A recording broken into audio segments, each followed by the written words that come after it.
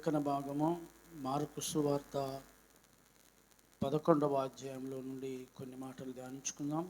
Mark సువార్త 11వ అధ్యాయము.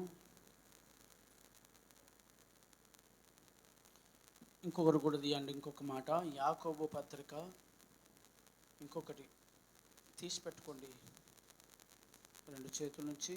యాకోబు పత్రిక మొదటి అధ్యాయము 5 వచనాలు, 5-6 వచనాలు. మొట్టమొదట యాకోబు పత్రిక చదివి రెండవ తర్వాత మార్కు సువార్తలోకి వెళ్దాము. అది అట్లనే పెట్టండి. దీన్ని ముందట ఫస్ట్ చదవండి. మీలో ఎవనికైనను జ్ఞానము కొదువగా ఉండిన ఎడల అతడు దేవుని అడగవలెను, అప్పుడు అది అతనికి అనుగ్రహించబడును. ఆయన ఎవరిని గద్దింపక అందరికీ ధారాళముగా దయచేయువాడు. అయితే అతడు ఏమాత్రమును సందేహింపక విశ్వాసముతో అడుగవలెను. సందేహించువాడు గాలి చేత రేపబడి ఎగిరిపడు సముద్ర తరంగమును పోలియుండు. చాలు. హల్లెలూయా, హల్లెలూయా. అర్థమైందా మీకు? ఇక్కడ ఏం రాసింది అంటే, మీలో ఎవరికైనా జ్ఞానము కొదువగా ఉండిన ఎడల అతడు దేవుణ్ణి అడగవలను, అప్పుడు అది అతనికి. ఆమేన్, హల్లెలూయా. ఎవరికైనా జ్ఞానం మాత్రమే కాదు, మనకేం కావాలో దానిని దేవుని దగ్గర అడగాలి. అడిగితే అప్పుడు అది మీకు ఇవ్వబడుతుంది. దీని అర్థం అది. హల్లెలూయా. అయితే అడిగేటప్పుడు ఆయన ఏమంటాడంటే, ఏమాత్రమును సందేహింపక విశ్వాసముతో అడగవాలను. చాలు. హల్లెలూయా. ఎట్లా అడగాలంట? ఇస్తాడు ఆయన, ఇవ్వడానికి సిద్ధం. మనం ఏది అడిగినా, దేవుడు ఏది అడిగినా ఇస్తాడు కాదు, కానీ మనకేం కావాలో దేవునికి తెలుసు. అయితే దానిని మీరు అడిగితే ఇవ్వడానికి ఆయన సిద్ధంగా ఉన్నాడు. కానీ అడిగేటప్పుడు ఏ విధంగా అడగాలట అంటే, అతడు ఏమాత్రమును సందేహింపక విశ్వాసముతో అడగవలెను. ఆమేన్, హల్లెలూయా. విశ్వాసముతో అని ఉంది కదా, విశ్వాసముతో అడగాలంటా ఉన్నాడు. అసలు విశ్వాసము అంటే ఏంటిది? విశ్వాసం అంటే? విశ్వాసం అని దేన్ని అంటారు చెప్పండి? విశ్వాసము అని అన్నాడు కదా. విశ్వాసము అనే మాటకు అర్థం ఏంది అంటే ఏందో మనం తెలుసుకోవాలి. విశ్వాసము అంటే అర్థం ఏంది అంటే, దేవుడు మనల్ని నడిపిస్తూ ఉన్నప్పుడు, మనల్ని పరీక్షిస్తూ ఉన్నప్పుడు, ఎందుకు, ఎక్కడికి, ఎలాగూ అనే విషయాలు అడగద్దు మనం. ఇది విశ్వాసం అంటే. హల్లెలూయా. దీనికి మీరు ఒకసారి చూడండి. ఆదికాండం 12వ అధ్యాయం 2వ వచనంలో, మొదటి 2 వచనాలలో దేవుడు అబ్రహాముతో మాట్లాడినప్పుడు, అబ్రహామా, నువ్వు లేచి నీ తల్లిని, తండ్రిని, నీ బంధువులను, నీకున్న ఆస్తి అంతటిని వదిలిపెట్టి నేను చూపించబోయే ప్రదేశానికి వెళ్ళు. అక్కడ నేను నిన్ను ఆశీర్వదించి గొప్ప జనముగా చేస్తాను. ఆమేన్, హల్లెలూయా. అప్పటికి అబ్రహాముకు 75 సంవత్సరాలు. షారాకు 65 సంవత్సరాలు. అంటే 75 సంవత్సరాల వయసు వచ్చింది అంటే దాదాపు కొంత ఏజ్ అయిపోయింది కదా. ఆ సమయంలో అబ్రహాముతో దేవుడు మాట్లాడిండంట. అసలు ఒక మాటలో చెప్పాలంటే, అప్పుడు అబ్రహాముకు దేవుడు ఎవరో తెలియదు. యేసు ప్రభు ఎవరో తెలియదు ఆయనకు. ఈ దేవుణ్ణి ఎప్పుడు చూడలేదు ఆయన. ఈ దేవుని గురించి విన్నవాడు కాదు, ఈ దేవుణ్ణి చూసిన వాడు కాదు, చూడలేదు, ఈ దేవుని గురించి వినలేదు. కానీ ఆ దేవుని మాటను నమ్మిండు ఆయన. ఆమేన్, హల్లెలూయా. నమ్మి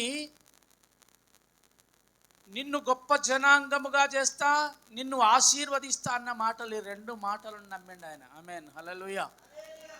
ఇప్పుడు హెబ్రీ పత్రిక 11వ అధ్యాయం 1వ వచనం చూడండి. మీరు ఏమని రాస్తుందో, నిరీక్షింపబడు వాటి యొక్క నిజ స్వరూపమును లేనివి ఉన్నవి. దేనికి విశ్వాసం అంటే అర్థం అక్కడ చెప్పాడు. ఆడ చూడండి, విశ్వాసం అంటే ఏంటిది అంటే నిరీక్షింపబడు వాటి యొక్క నిజ స్వరూపము అదృశ్యమైనవి ఉన్నవి అనుటకు రుజువునై ఉన్నది. చాలు, హల్లెలూయా. ఇది విశ్వాసం అంటే. అందుకే ఇక్కడ ఏమంటానంటే అతడు సందేహింపక విశ్వాసముతో అడగాలి అంటా ఉన్నాడు. విశ్వాసముతో అడగాలి. దాని అర్థం ఏంటంటే ఇప్పుడు నేను అడిగిన కదా, నేను పొందుకొనే వెళ్తా, అంతే. ఇచ్చేసిండు దేవుడు అని నమ్మాలి. అది విశ్వాసం అంటే. మనం అడిగినామా, ఇచ్చేసిండు. మనం అడిగినాం, అంతే, ఇచ్చేసిండు. చాలా ఈ మాటలతో కాకుండా మీకు ఈ మాటలు ఎందుకు చెప్పాల్సి వస్తుందంటే దయచేసి వినండి. దేవుని వాక్యాన్ని ఎరగని వారు, దేవుని వాక్యపు లోతు తెలియని వాళ్ళు, దేవుని వాక్యం తెలియక, దేవుని వాక్యము లోతు తెలియక, దేవుని వాక్యం యొక్క అర్థం తెలియక ఈరోజు చాలామంది దస్తీలు వాడుతూ ఉన్నారు, కరపత్రాలు వాడుతూ ఉన్నారు, మ్యాగజైన్స్ వాడుతూ ఉన్నారు. అంటే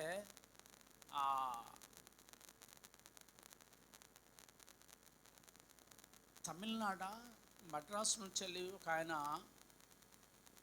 యేసు పిలుచుచున్నాడు అని ఒక బుక్ వచ్చేది, తెలుసా మీకు? యేసు పిలుచుచున్నాడు. ఎవరు? దినకర్ అండి. ఎవరికన్నా జ్వరమత్తి ఏం చేసేదంటే ఆ బుక్ తీసి తూడ్చేది వాళ్ళకి, ఇట్లా బట్టి ఆ బుక్ తీసి తూడ్చి తలకాయ కింద పెట్టేది. నాకు తెలిసి ఆ బుక్ నేను మొట్టమొదటిసారి జైల్లో చూసిన. జైల్లో ఖైదీలందరూ ఆ విధంగా అట్లా చేసుకోవడం చూసిన నేను. నిజమే కావచ్చేమో అనుకున్నాను, నాకు తెలియదు, బైబిల్ తెలియదు. ఆమేన్, హల్లెలూయా. ఇప్పుడు మీరు విశ్వాసం అంటే ఏంటిదో ఒకసారి చూద్దాం. మనం మత్తయి సువార్తలోకి వెళ్ళండి. మత్తయి సువార్త 14వ అధ్యాయం 35-36 వచనాలు చదవండి. 14. అక్కడి జనులు ఆయనను గుర్తుపట్టి ఆ చుట్టుపట్లనున్న ఆ ప్రదేశం అంతటికి వర్తమానం పంపి రోగులందరిని ఆయన దగ్గరికి పిలుచుకొచ్చి వీరిని నీ వస్త్రపు చెంగు మాత్రము ముట్టనిమ్మని ఆయనను వేడుకొనిది. ముట్టిన వారందరూ ఏమైంది? ఇది కదా, హల్లెలూయా. ఇప్పుడు ప్రభావము ఎవరి లోపల ఉన్నది? యేసు ప్రభు లోపల ఉన్నదా? యేసు ప్రభు కట్టుకున్న గుడ్డలో ఉన్నదా? యేసు ప్రభులో ప్రభావం ఉన్నది. అందుకే ఇది మీకు ఎందుకు చెప్పాల్సి వస్తుందంటే మీరు మళ్ళీ చూసుకోండి కావాలంటే. అదే మార్కు సువార్త 6వ అధ్యాయంలో ఉంటుంది. 12 సంవత్సరములు రక్తస్రావము కలిగినటువంటి స్త్రీ ఆయన వస్త్రపు చెంగు ముట్టుకున్న తర్వాత యేసు ప్రభు మాట్లాడిన మాట ఏంటిదో చెప్తారా ఎవరైనా? ప్రభావము నాలో నుండి అనలే ఆయన, ప్రభావము నాలో నుండి వెళ్ళిపోయింది అంటాడు. ఎవరు నన్ను ముట్టుకున్నది? ఆయనను ముట్టుకోలేదు, ఆయన చెంగు ముట్టుకున్నది, అంతే. ఆయన చెంగు ముట్టుకున్నది కానీ ఆయనను ముట్టుకోలేదు. కానీ యేసు ప్రభు చెప్పిన మాట ఏంటంటే ప్రభావము నాలో నుండి వెళ్ళిపోయింది, ఎవరు నన్ను ముట్టుకున్నది అని అడుగుతా ఉన్నాడు ఆయన. అంటే దైవజనమ, ప్రభావము దేవునిలో ఉన్నది కానీ గుడ్డలలో లేదు. ఆమేన్, హల్లెలూయా. ఇక్కడ మీకు ఇప్పుడు మార్కు సువార్త కూడా చదవండి నాన్న. మార్కు సువార్త 11వ అధ్యాయం తీయండి. మార్కు సువార్త తీసిండ్రా 11వ అధ్యాయం 23-24 చదవండి. ఎవడైనను ఈ కొండను చూసి నీవు ఎత్తబడి సముద్రంలో పడవేయబడమని చెప్పగా,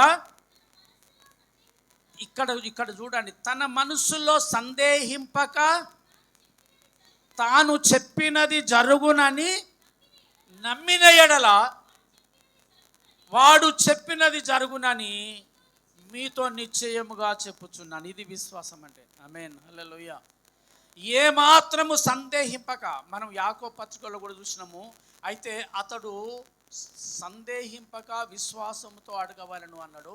ఇక్కడ ఏమంటా ఉన్నాడంటే మీరు అడిగేది సందేహింపక అడగాలని మార్కు చెప్తా ఉన్నాడు.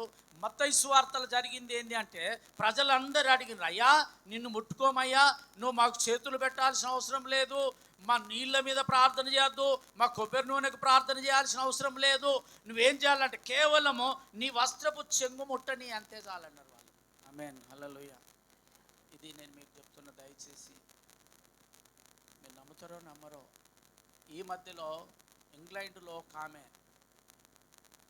ఆమె వేసుకున్న చెప్పులను, ఇంగ్లాండ్ రానేసుకున్న చెప్పులను వేలం పెడితే కొన్ని లక్షలకు పోయినాయి అంట. వాడుకున్న చెప్పులు. యేసుప్రభు గుడ్డలు వాడుకున్నాడని మీరు గుడ్డలతో దూడ్చుకొని, అర్థమవుతుందా?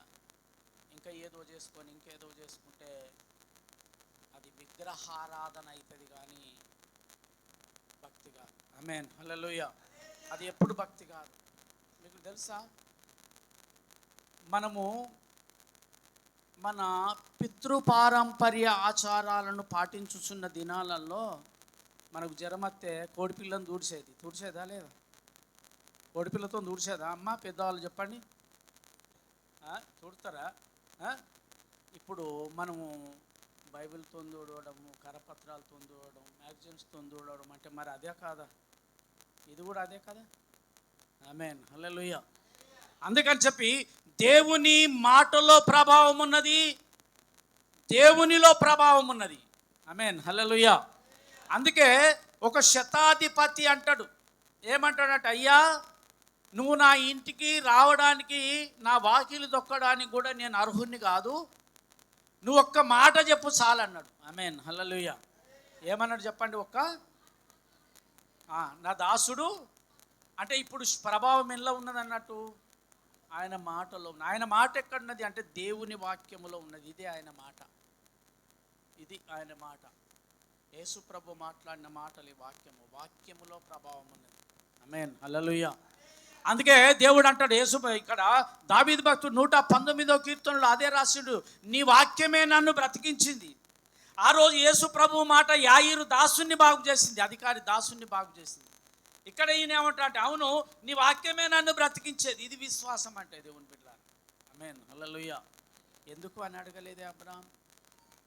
ఇంకొక మాట కూడా మీరు ఆదికాండం 22వ అధ్యాయంలో చూస్తే, ఆదికాండం 22వ అధ్యాయంలో అబ్రాహాం దగ్గరికి వచ్చి ఏమంటాడంట, ఇప్పుడు మొట్టమొదట 12వ అధ్యాయంలో ఏం చెప్పిండు అంటే నీ కొడుకులు పుడతారన్నాడు. ఆమేన్, హల్లెలూయా. మీరు ఒకసారి చూడండి 15వ అధ్యాయం తీయండి, ఆదికాండం 15వ అధ్యాయం త్వరగా తీయండి. ఆదికాండం 15వ అధ్యాయము తీసిందా? ఆదికాండం 15వ అధ్యాయం 5వ వచనం చదవండి.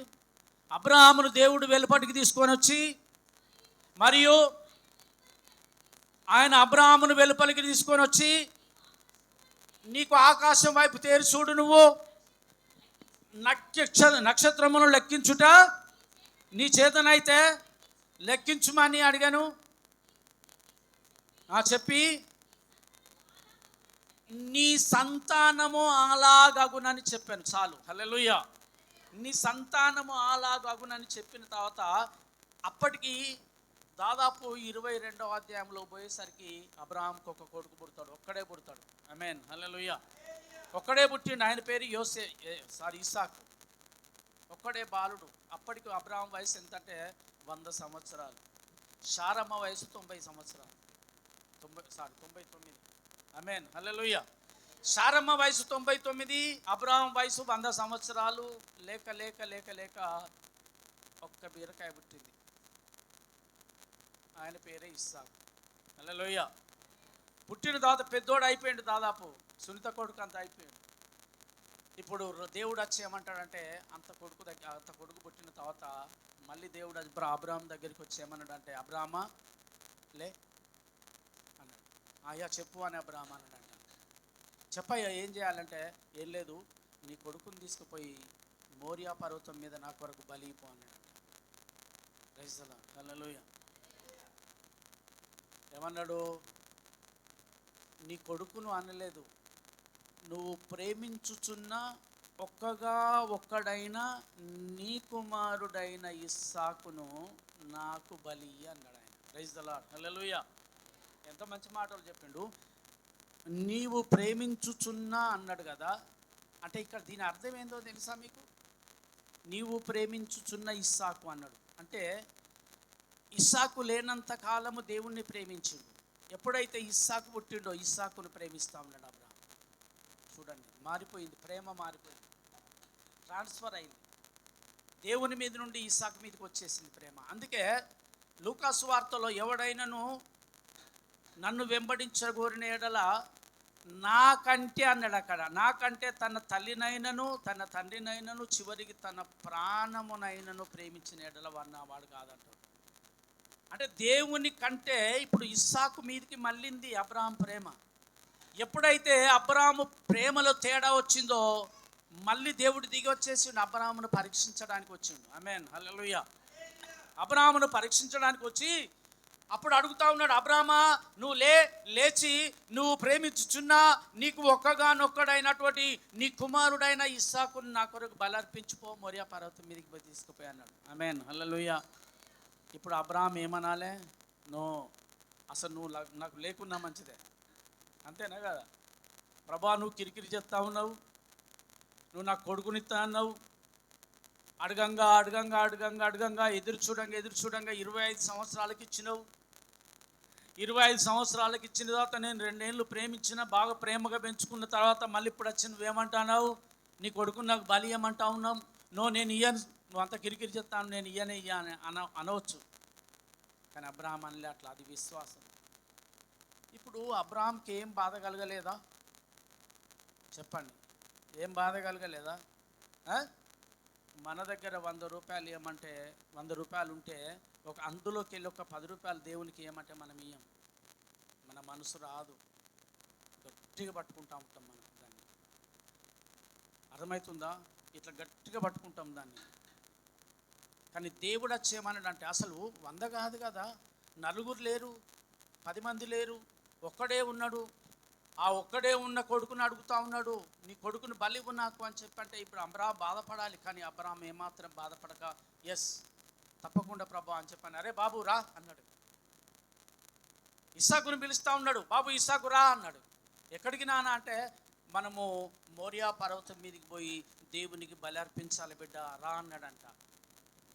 ఇప్పుడు ఇస్సాకు బయలుదేరిండు నాన్నతోని, చిన్న పిల్లవాడు అట్లా ఉండవచ్చు దాదాపు సొంత కొడుకులాగా. అక్కడ బలి అర్పించిండు అని రాసున్నది. ఆమేన్, హల్లెలూయా. అర్పించలేదు అబ్రాహాం, కొడుకుని చంపలేదు. కానీ అబ్రాహాం మనసులో దేవునికి బలి ఇచ్చినట్టే, ఇవ్వడానికి ఒప్పుకున్నాడు అంతేగా. అంటే ఒప్పుకున్నాడంటే పెదవులతో ఒప్పుకోలేదంట, పెదవులతోని కాదు హృదయంలో ఒప్పుకున్నాడు. కాబట్టి బలి జరిగిపోయిన కిందనే లెక్క అన్నాడు దేవుడు. ఆమేన్, హల్లెలూయా. ఎట్లా ఎందుకు ఇచ్చిండో తెలుసా ఆయన? ఇదే నిరీక్షింపబడు వాటి యొక్క నిజ స్వరూపం అన్నాడు కదా. 15వ అధ్యాయం 5వ వచనంలో ఏమన్నాడంటే, ఇదిగో అబ్రాహాం బయటికి రా, నీ సంతానాన్ని నేను ఆకాశ నక్షత్రాల కంటే అత్యధికంగా ఆశీర్వదిస్తా అని చెప్పిండు. ఇప్పుడేమో ఒక్కడే కొడుకు పుడితే ఈ కొడుకును కూడా చంపమంటా ఉన్నాడు. అంటే దేవుని దగ్గర ఏదో ఉంది అనుకున్నాడు ఆయన. ఆమేన్, హల్లెలూయా. దేవుని మర్మాన్ని గ్రహించిండు అబ్రాహాం. అర్థమైందా? ఇప్పుడు దేవుని ఆ వాగ్దానం నెరవేరేది కదా. దేవుడు మాట ఇచ్చి తప్పకుండా నెరవేర్చే దేవుడు ఆయన. మరి 15వ అధ్యాయంలో మాట ఇచ్చిండు, నీ సంతానము ఎవడో కాదురా బాబు, షారాకు పుట్టిన ఇస్సాకు వలనైనదే నీ సంతానం అని రోమపత్రికలో అన్నాడు. ఇప్పుడు అదే ఇస్సాకును బలి అర్పించమంటా ఉన్నాడు. అంటే దేవుడు నన్ను పరీక్షిస్తూ ఉన్నాడని తెలుసుకున్నాడు అబ్రాహాం. లేదు, ఇస్సాకు చావడు, ఉంటాడు. అదే ఆయనకున్న విశ్వాసం. అందుకే నిరీక్షింపబడు వాటి యొక్క నిజ స్వరూపము లేనివి దృశ్యమైనవి ఏమన్నాడా? అదృశ్యమైనవి లేనివి అనుటకు రుజువునై ఉన్నది. చాలు నాన్న వద్దు. అదృశ్యమైనవి అంటే అర్థమైంది ఎంతగా? కళ్ళకు కనిపించనివి. ఆమేన్, హల్లెలూయా. అదృశ్యమైనవి అనే మాట కళ్ళకు కనబడని, కళ్ళకు కనబడడం లేదు. మనం ఏమంటామంటే మన కుటుంబంలో మన పిల్లలు కనీసము కన్సీవ్ అయినట్టే నెల తప్పినట్టే మనం ఏం ప్రార్థన చేస్తామంటే, ప్రభువా నా కోడలు కడుపులో ఉన్నది మగబిడ్డ కావాలి. లేదక్కడ కనిపించలేదు, బయటికి కనబడతలేదు.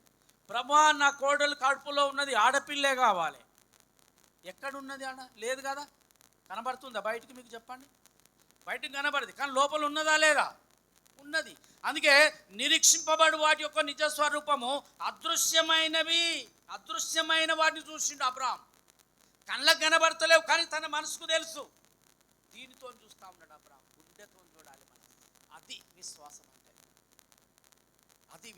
అంటే. అర్థమైందా? హల్లెలూయా, హల్లెలూయా. చాలా మంది ఇంకొక మాట చెప్తే మీరు చూడండి, అది ఒక మాట. అదే ఎబ్రీ పత్రిక తీయన్నాను. ఎబ్రీ పత్రిక విశ్వాసం అంటే ఏంటో తెలుస్తుంది మీకు. ఎబ్రీ పత్రిక తీసిండ్రా? ఎబ్రీ పత్రిక 11వ అధ్యాయమే. విశ్వాస వీరుల జాబితా అని పిలిచిరు దాన్ని. అందులో ఉన్న వాళ్ళందరూ విశ్వాసం గలవారే. తీసిండ్రా? 13వ వచనం చదవండి. వీరందరూ ఆ వాగ్దానముల యొక్క ఫలము అనుభవింపకపోయినను దూరము నుండి చూసి వందనము చేసి తాము భూమి మీద పరదేశులమును యాత్రికులమునై ఉన్నామని ఒప్పుకొని విశ్వాసము గలవారై మృతి పొందిరి. హల్లెలూయా, హల్లెలూయా. దీని అర్థం ఏందో తెలుసా? ఇప్పుడు నేను అంటున్నా, మీ అందరిని నేను అడుగుతా, దేవుణ్ణి ఎందుకు నమ్ముకున్నారంటే చెప్పండి. యేసు ప్రభువుని ఎందుకు నమ్ముకున్నారు మీరు? దేని కొరకు నమ్ముకున్నారు చెప్పండి? భూములు ఇస్తాడని యేసు ప్రభువుని నమ్ముకుంటే, అంతేనా? యేసు ప్రభువుని నమ్ముకుంటే ఆరోగ్యం బాగా అవుతుందని కొంతమంది నమ్ముకున్నారు. నిజమా కాదా? దేవుడు బాగు చేస్తాడని కదా చాలామంది నమ్మేది. యేసు ప్రభువుని నమ్ముకుంటే బాగు చేస్తాడు. ఇంకోటి ఏంటంటే, యేసు ప్రభువుని నమ్ముకుంటే బాగా ఆశీర్వదిస్తాడు. అంతే కదా? ఆశీర్వదిస్తాడు. యేసు ప్రభువుని నమ్ముకుంటే పిల్లలు పుడతారు. యేసు ప్రభువుని నమ్ముకుంటే పెళ్ళి అవుతుంది.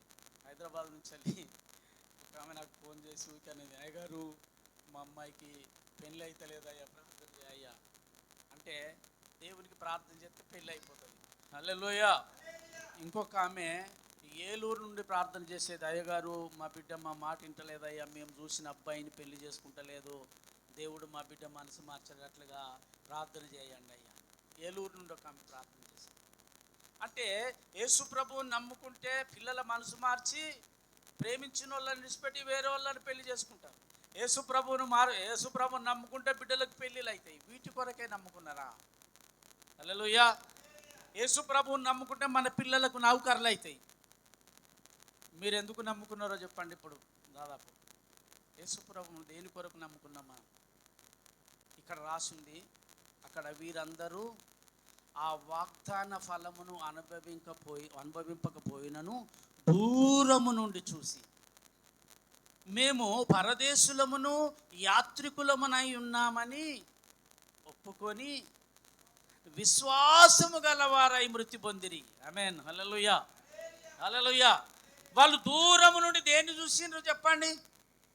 ఏం చూసిండ్రు? దూరం నుండి దేన్ని చూసిండ్రు వాళ్ళు? దేవుడు ఏం వాగ్దానం చేసిండు వాళ్ళకు? దేవుడు వాగ్దానం చేసింది ఏంటిదయ్యా అని చెప్పంటే, ఇదిగో నేను మిమ్మల్ని పాలు తేనెలు ప్రవహించే దేశంలోకి తీసుకెళ్తా, మిమ్మల్ని అక్కడ ప్రవేశపెడతా.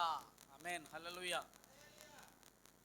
మిమ్మల్ని ఎక్కడంటే పాలు తేనెలు ప్రవహించే దేశం ఉంది ఒకటి, ఆ దేశానికి మిమ్మల్ని తీసుకెళ్తా అని చెప్పని దేవుడు వాగ్దానం చేసిండు. అయితే చాలా మంది జరిగింది ఏంటంటే, ఆ దేశంలోకి వెళ్లకుండానే ఇంకా కొంత దూరాన్ని ఉండగానే వీళ్ళ ప్రాణాలు పోయినాయి. ఆమేన్, హల్లెలూయా. వీళ్ళ వయసు అయిపోయింది అక్కడికే. అయితే వయసు అయిపోయినప్పుడు దేవుడు ఏమన్నాడంటే, అరే బాబు, నిన్ను ఆ దేశానికి తీసుకుపోతానని చెప్పిన కదా, ఏ దేశమో నీకు తెలుసా? మోసేను కూడా అట్లే చేసి, మోసే ఇదిగో నేను మీకు వాగ్దానం చేసిన ఆ దేశానికి నిన్ను తీసుకెళ్ళను, నువ్వు రావు, ఎందుకంటే నువ్వు నా మాట వినలేదు, తప్పు చేసినావు. నువ్వు తప్పు చేసినావు కాబట్టి నువ్వు ఆ దేశంలో ప్రవేశం నీకు లేదు, నీకు హక్కు లేదు. కానీ ఓ పంజైరా బాబు అని చెప్పని ఒక కొండ మీదకి తీసుకెళ్ళి ఆ కొండ మీద నిలబెట్టి చూపెడతా, ఆగు అదేరా బాబు మీకు ఇస్తానని చెప్పిన దేశం అని చెప్పని పాలు తేనెలు ప్రవహించే దేశాన్ని కళ్ళకు చూపెట్టిండు. అంతే.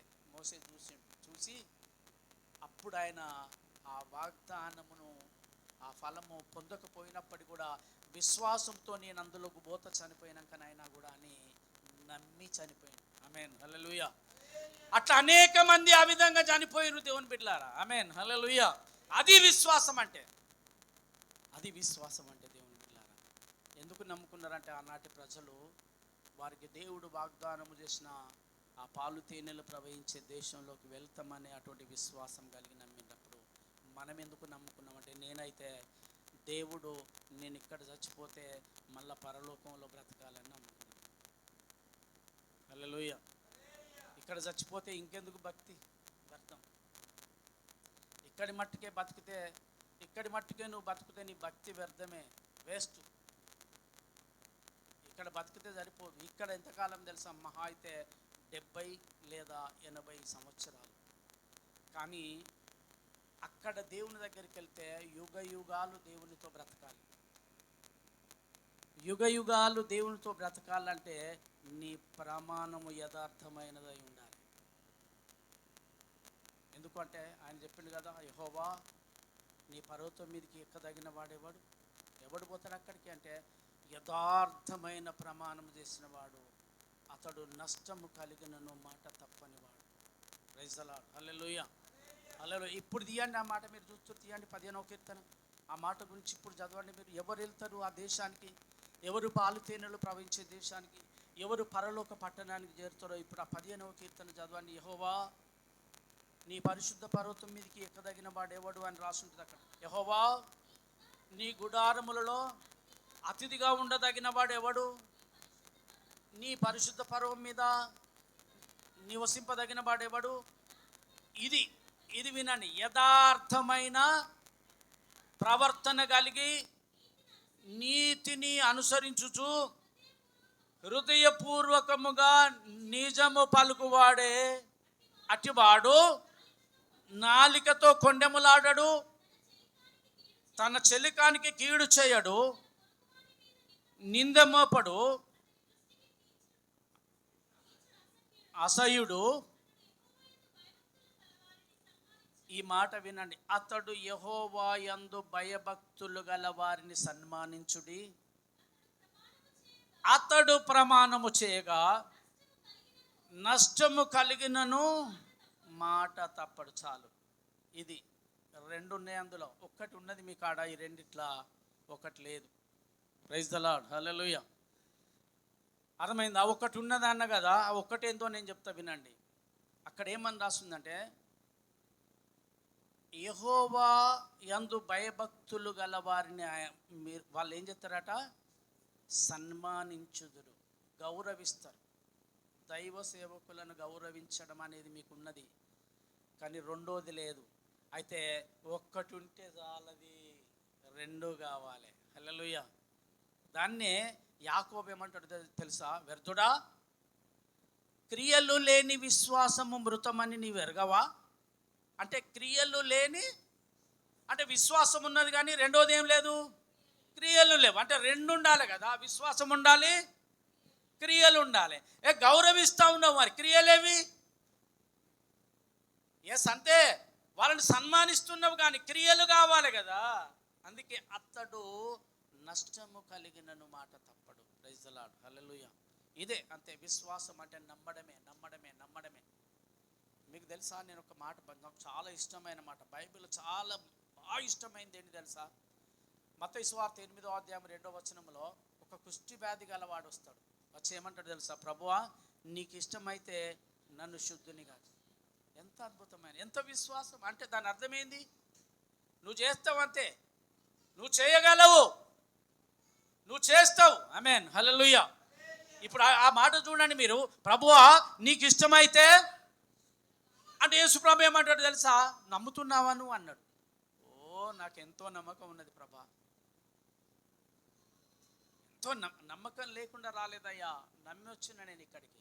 ఆమేన్, హల్లెలూయా.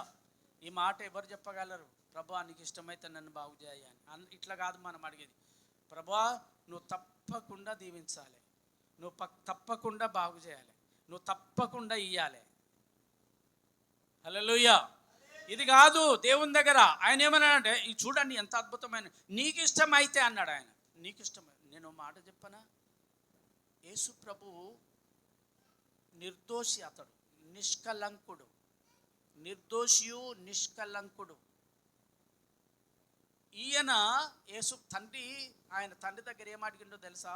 శిలువ మీద, తండ్రి నీ చిత్తమైతే ఈ గిన్నె నా యొద్ద నుండి తొలగించమన్నాడు. శిలువ మీద యేసు ప్రభు అడిగిండు. ఆయన అడగొచ్చు తండ్రిని, నాన్న ఇచ్చేయి, నాన్న దింపేయి, శిలువ మీదకి నా డాడీ దింపేయి అనవచ్చు.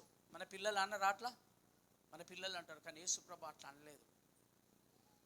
ఆయన తండ్రి చిత్తాన్ని నెరవేర్చడానికి వచ్చింది కాబట్టి ఆయన ఏమన్నా, తండ్రి నీ చిత్తం అయితే ఈ గిన్నె నా యొద్ద నుండి తొలగించు. ఆమేన్, హల్లెలూయా. మీకు ఇంకో మాట చెప్పనా? ఒక దొంగ ఏమని చెప్పి మాట్లాడినా శిలువ మీద చెప్పండి. దొంగ కూడా, కుడి పక్క దొంగ మాట్లాడింది కదా శిలువ మీద, ఏమన్నాడు? నీ రాజ్యంలోనికి వచ్చినప్పుడు నన్ను అందులోకి తీసుకోమనలేదు, అంతే, జ్ఞాపకం చేసుకోమన్నాడు. ఆమేన్, హల్లెలూయా. నన్నులోకి తీసుకోమనలేదు, ఆయన జ్ఞాపకం చేసుకోమన్నాడు, అంతే. యథార్థమైన ప్రార్థన అది, యథార్థమైన ప్రార్థన. ఏమాత్రము సందేహం లేదు అందులో, ఏమాత్రము సందేహం లేకుండా అడిగిండు. ప్రభా ఇంకో మాట చెప్పనా? అక్కడ జరిగింది ఏందో తెలుసా? పాప క్షమాపణ జరిగింది. పాప క్షమాపణ ఎట్లా జరిగింది చెప్తారా? ఎట్లా జరిగింది పాప క్షమాపణ? దొంగ ఏమన్నాడు చెప్పండి? మనకైతే ఈ శిక్ష న్యాయమే, అంటే మనం తప్పు చేసినాం, ప్రభువా నేను తప్పు చేసిన, ప్రభువా నేను పాపం చేసిన. ఒప్పుకుంటారా ఎవరైనా? నేను పాపం చేసిన? ఎవరు ఒప్పుకోరు అసలే. నేను పాపం చేసిన అనే మాట మన నోటికి రా. అక్కడ ఆయన పాపాన్ని ఒప్పుకున్నాడు కాబట్టి యేసుప్రభు అక్కడ వానికి పాప క్షమాపణ దొరికింది ఆ దొంగకు. ఎప్పుడైతే పాప క్షమాపణ పొందుకున్నాడో అప్పుడు పరదైసులోకి తీసుకొని వెళ్ళిండు ఆయన. అందుకే అంటాడు యేసుప్రభు, నేడు నీవు నాతో పరదైసులో. ఎంత అద్భుతం! ఆమేన్, హల్లెలూయా. ఇది ఇంకో మాట నేను ఇంతకుముందే మీకు చెప్పిన ఏమన్నానంటే, ఒక అధికారి వచ్చి, ప్రభువా నువ్వు నా ఇంటికి నా వాకిలు దొక్కడానికి కూడా నేను అర్హుణ్ణి కాదు, ఒక మాట చెప్తే నా దాసుడు ఇది ఎంత గొప్ప విశ్వాసం! ఆమేన్, హల్లెలూయా, హల్లెలూయా. ఒక మాట చదువుదాం దేవుని బిడ్డలారా, హల్లెలూయా. త్వరగా మత్తయి సువార్తలోకి వెళ్దాము. తీయండి మత్తయి సువార్త 6వ అధ్యాయం 30వ వచనం చదవండి. మత్తయి 6:30. నేడు ఉండి రేపు పొయ్యిలో వేయబడు అడవి గడ్డిని అలంకరించిన ఎడలా, ఇక్కడ చూడండి ఏమంటా ఉన్నాడు? అల్ప విశ్వాసులారా మీకు మరీ నిశ్చయముగా. చాలు, హల్లెలూయా. ఇది ఏం కావాలి? మొదట పైన ఉంటుంది, మొదట దేవుని నీతిని ఆయన రాజ్యమును వెతుకుడి అని. ఆ తర్వాత ఈ వస్త్రాల గురించి కూడా చెప్పిండు ఆయన. అల్ప విశ్వాసులారా అన్నాడు. అంటే మనలో ఉండేది ఏంటిది? అల్ప విశ్వాసం, అల్ప విశ్వాసం. హల్లెలూయా, హల్లెలూయా. దీంట్లోనే 14వ అధ్యాయం 31వ వచనం కూడా చదువున్నాను. మత్తయి సువార్త 14:31 త్వరగా. వెంటనే ప్రభువా నన్ను రక్షించమని కేకలు వేసిరి. వెంటనే యేసు చెయ్యి చాపి అతన్ని పట్టుకొని, అల్ప విశ్వాసి ఎందుకు సందేహపడితివి? ఇప్పుడు మన మెసేజ్లో ఎవడైనా అడిగినప్పుడు సందేహింపక అడగాలి అని అన్ని చదివినాం మనం. అది విశ్వాసం అంటే. ఆమేన్, హల్లెలూయా. ఇప్పుడు మీకు ఇది జరిగింది చెప్తా వినండి. మత్తయి సువార్తలో యేసు ప్రభు నీళ్ళ మీద నడుచుకుంటూ వచ్చిన తర్వాత పేతురు అడిగిండు యేసు ప్రభు, ప్రభువా నేను కూడా ఈ నీళ్ళ మీద నడవాలి అనుకుంటున్నా, నేను నడవనా ఈ నీళ్ళ మీద అన్నాడు. ఆమేన్, హల్లెలూయా. యేసు ప్రభు ఏం చెప్పిండంటే, అవును పేతురు నడు, నీళ్ళ మీద నడవమన్నాడు. అన్నవల్లే పేతురు దోణి దిగి ఆ సముద్రంలో నీళ్ళ మీద నడుచుకుంటూ వస్తూ ఉన్నాడు. ఏమైందో ఏమో, చిన్న అల ఆ సముద్రంలో నుండి ఒక అల వస్తా అంటే ఆ అలను చూసి భయపడ్డాడంట పేతురు. ఆమేన్, హల్లెలూయా. అర్థమైందా? భయపడ్డాడంట.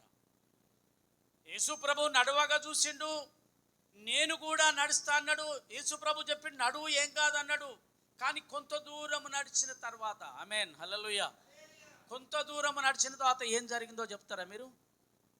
భయపడి అని రాసింది అందులో. భయపడి మునిగిపోసాగిందట. భయపడి మునుగుకుంటే ఏమంటా అంటే, ప్రభువా నన్ను రక్షించమని ప్రార్థన చేస్తా ఉన్నాడు. ఆమేన్, హల్లెలూయా. ఇది ఇప్పుడు పేతురు నీళ్ళ మీద నడిచిండా లేదా? కొంత దూరం చెప్పండి, అందరు చెప్పండి. నడిచిండు కదా. మీరు చూసిండ్రా? మీరు చూడలేదు, కానీ దేవుని వాక్యం చెప్తాంది నడిచిండు ఆయన. దేవుని దగ్గర ఏమాత్రం అబద్ధం జరగదు తెలుసా మీకు? అబద్ధం అనేది కనిపించదు. యేసు ప్రభు దగ్గరికి వచ్చిన తర్వాత అబద్ధం ఆడితే దొరకమనే సమస్య లేదు. ఒకవేళ తప్పించుకుంటే ఒక ఆమె తప్పించుకోవాలి. సమరే స్త్రీ తప్పించుకున్నదా? ఆయన వెంబడి ఎవరు ఆమె వెంబడి ఎవరు రాలే, పురుషుడు ఎవరు లేరు. ఈయన అడిగిండు, అమ్మా నీ భర్తను తీసుకురాపో అంటే ఆమె ఏమన్నది? కొంచెం సగం అబద్ధం ఆడింది, సగం. అయ్యా నాకు పురుషుడు, నా భర్త లేడు అన్నది. ఇప్పుడు ఈయన చెప్పింది ఏంటిదంటే, నీకు ఇంతకు ముందున్న 5 కూడా నీకు భర్తలు కాదు. ఇప్పుడు ఏం మాట్లాడతానవా అనవచ్చు, కానీ అబద్ధం ఆడిందా? లేదు. ఆడితే నడవదంతా. అక్కడ నడవని యేసుప్రభు దగ్గర అబద్ధం అనేది నడవదు. ఇంకోటి కూడా వచ్చిండు, అయ్యా నేను నిత్య జీవం పోవాలంటే ఏం చేయాలి అని అడిగితే యేసుప్రభు చెప్పిండు, నీకు తెలియదా? ధర్మశాస్త్రం చదవలేదా?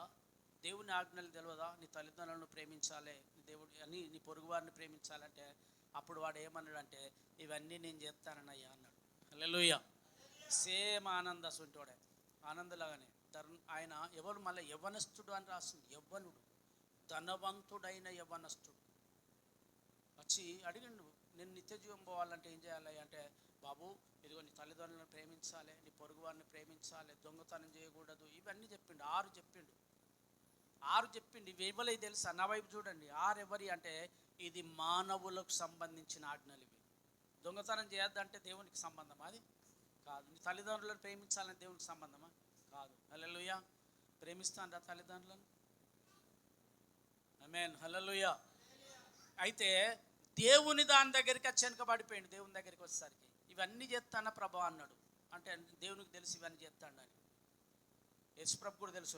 అప్పుడు ఈయన అనలేదు, చెత్తలేవు నాకు తెలియదు అనలేదు. కానీ యేసుప్రభుకు తెలుసు ఆయన. కాబట్టి ఇప్పుడు ఏమన్నాడు అంటే, అయితే నీకు ఒకటి కొదవగా ఉన్నది అన్నాడు. ఏంది ప్రభు అని చెప్పన్నాడు అంటే, నీ దగ్గర డబ్బులు ఉన్నాయి కదా, ఆ డబ్బులు తెచ్చి పేదోళ్ళకి ఇచ్చి నన్ను వెంబడించమన్న వల్లనే ముఖము చిన్నబుచ్చుకున్నాడు. హల్లెలూయా. ముఖం ఎట్లా పెట్టుకున్నాడంట? చిన్నబుచ్చుకున్నాడు అని రాసింది. చిన్నబుచ్చుకున్నాడంట. మానవులకు సంబంధించిన అన్ని చేసిండు, కానీ దేవుని దగ్గరికి వచ్చేసరికి చేయడం లేదు. దేవునికి సంబంధించిన ఆజ్ఞలో తప్పిపోయిండు కాబట్టి ఇక అతడు చిన్నబుచ్చుకొని వెళ్ళిపోయిందంట. అంతే. అమ్మో డబ్బులు నేను ఇయ్యా అనుకుంటే వెళ్ళిపోయిందంట. ప్రైజ్ ద లార్డ్, హల్లెలూయా. ఇప్పుడు ఇదే విశ్వాసం అన్నట్టు. విశ్వాసం ఉన్నది ఆయనకు? లేదు. ఆమేన్, హల్లెలూయా. కాబట్టి దేవుని దగ్గరికి వచ్చేసరికి ఏది దాచుకోలేము దేవుని బిడ్డలారా. ఆమేన్, హల్లెలూయా. నేను ఒక మాట చదివి ప్రార్థన చేస్తాను. మత్తయి సువార్తలోకి వెళ్దాం త్వరగా. మత్తయి సువార్త 21వ అధ్యాయము. హల్లెలూయా. మత్తయి సువార్త 21వ అధ్యాయం తీసిండ్రా? 22వ వచనం చదవండి. మీరు ప్రార్థన చేయునప్పుడెల్లా వేటిని అడుగుదురో అవి దొరికినాయి అని నమ్మిన ఎడల మీరు వాటన్నింటినెల్లను పొందుదురని వారితో చెప్పండి. చాలు. హల్లెలూయా, హల్లెలూయా. మీరు అందరు వినండి ఒకసారి. అందరితో చదివినానా? నువ్వు చదువు ఒక్కొక్క వచ్చు. మరియు అందరం, మరియు మీరు ప్రార్థన చేయునప్పుడు వేటిని అడుగుదురో అవి దొరికినవని నమ్మిన ఎడల మీరు వాటన్నింటినీ పొందుదురని. చాలు. హల్లెలూయా. ఇది విశ్వాసము. దీన్ని విశ్వాసము అంటారు. దాని అర్థం ఏందో తెలుసా? మీరు ప్రార్థన చేయునప్పుడెల్లా ఏం అడిగినరో నా వైపు చూడండి. హల్లెలూయా. అసలు ఇవాళ మీరు ఏమన్నా అడిగినరా దేవుని దగ్గరికి వచ్చి? అబద్ధం ఆడద్దు. చాలామంది వచ్చినమా అంటే వచ్చినమా అన్నట్టున్నారా, అడిగినరా? నిజం చెప్పండి. ఆనంద్ అడిగినరా? ఏదన్నా దేవుణ్ణి అడిగినావా ఇందులోకి వచ్చి? ఎవరన్నా ఏమన్నా అడిగిన రాలేదా చెప్పండి? మీ కొరకన్నా అడుక్కున్నారా? అడిగిన రాలేదా చెప్పండి? లేదు, నాకు అడిగినట్టుగా అనిపించలేదు. నేను బలవంతం చేస్తే చెప్తా ఉన్నారు మీరు. నేను బలవంతం చేస్తే కానీ మీరు చెప్తలేరు. మీరు ప్రార్థన చేయునప్పుడెల్లా మీరు వేటిని అడుగుదురో అవన్నింటినీ పొంది ఉన్నామని నమ్మిన ఎడల అవి మీకు అనుగ్రహించబడును అని వారితో చెప్పాను. హల్లెలూయా, హల్లెలూయా. ఇప్పుడు నేను అడుగుతున్నా, నిజంగా మీకు విశ్వాసం ఉన్నదా? మీరు అడిగినవి మీకు దొరుకుతాయి అని నమ్మినరా మీరు చెప్పండి ఇప్పుడు? ఆమేన్. దేవుని దగ్గరికి వచ్చేటప్పుడట దేవుడు ఉన్నాడనియు, మనము ఏదైతే అడుగుతున్నామో అవన్నీ ఆయన అనుగ్రహించువాడని నమ్మి రావాలట.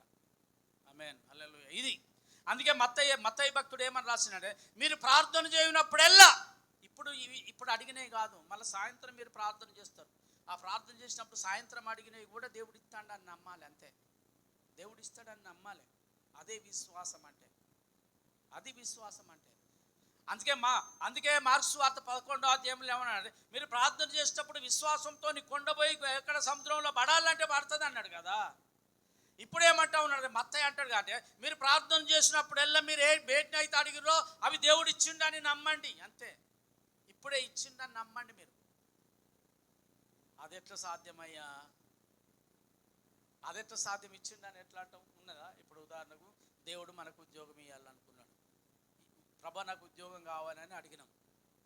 అది ఇచ్చిండని నమ్మమంటే ఎట్లా నమ్ముతాం మేము? ఏది మాకు ఆ అప్లికేషన్ అది ఉండాలి కదా, ఇచ్చినట్టుగా.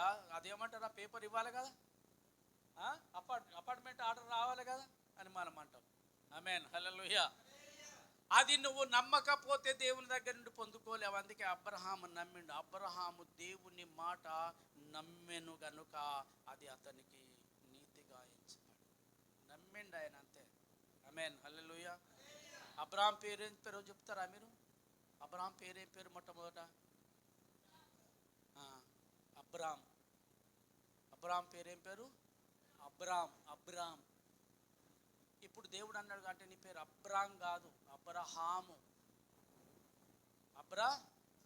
అబ్రహాము అనే మాటకు అర్థమైందో తెలుసా? వేవేల జనాంగములకు తండ్రి. ఇప్పుడు మనం అబ్రాహాము అని పిలుస్తాం కదా, అబ్రహాము అని పిలుస్తాం కదా. అబ్రహాము అని పిలిస్తే ఏమని పిలిచినట్టు అంటే, ఓ అబ్రహాము అని పిలిచినాం అనుకో, దాని అర్థం ఏంటంటే, ఓ వేవేల జనాంగములకు తండ్రి రావే. అసలు కడుపులో ఒక్కలేడు. అప్పటికి ఒక్కడని ఉన్నాడా? దేవుడు మాట చెప్పినప్పుడు ఒక్కడు కూడా లేడు. కానీ పిలుసుడు మాత్రమే ఏమంటానంటే, వేవేల జనాంగములకు తండ్రి రా అని పిలుస్తాను. ఇప్పుడు అబ్రహాం, ఎందుకయ్యా నన్ను అట్లా అపహాస్యం చేస్తాను, నాతో పరాస్కాలు ఆడుతాను అన్నాడా? అనలేదు, నమ్మిండు ఆయన. అవును, నా కడుపులో వేవేల జనాంగాలు ఉన్నారని నమ్మిండు. అది ఆయనకు నీతిగా ఎంచబడ్డ. అది విశ్వాసం అంటే. దాన్నే చూసిండు అబ్రహాము. అదృశ్యమైనవి ఉన్నవి అని నమ్మిండు. అదృశ్యమైన అంటే ఇంకా కడుపులో పడలేదు, ఇంకా కడుపులో లేడు ఇస్సాకు. అర్థమవుతుందా? ఇంకా శారమ్మ కడుపులోకి రాలేదు ఇస్సాకు. శారమ్మ కడుపు ఇంకా రానేలేదు. కనే సమయం రానేలేదు. ముసలిది అయిపోయింది, వృద్ధాప్యం వచ్చేసింది. అయినా కూడా శారమ్మ కడుపులో అనేక మంది జనాంగాలు ఉన్నారు అని దేవుడు అబ్రహాము నమ్మిండంట. ఆమేన్, హల్లెలూయా. అది ఇప్పుడు నేను మళ్ళొకసారి మీకు ఏం చెప్తానంటే, దేవుని మందిరానికి వచ్చి మీరు ప్రార్థన చేసినప్పుడల్లా మీరు ఏం అడిగినరో అవి దేవుడు ఇచ్చిండని నమ్మి మీరు వెళ్ళండి. దేవుడు మీ పట్ల గొప్ప కార్యాలు చేస్తాడు. దేవుడు ఈ మాటలు దీవించును గాక. ఆమేన్.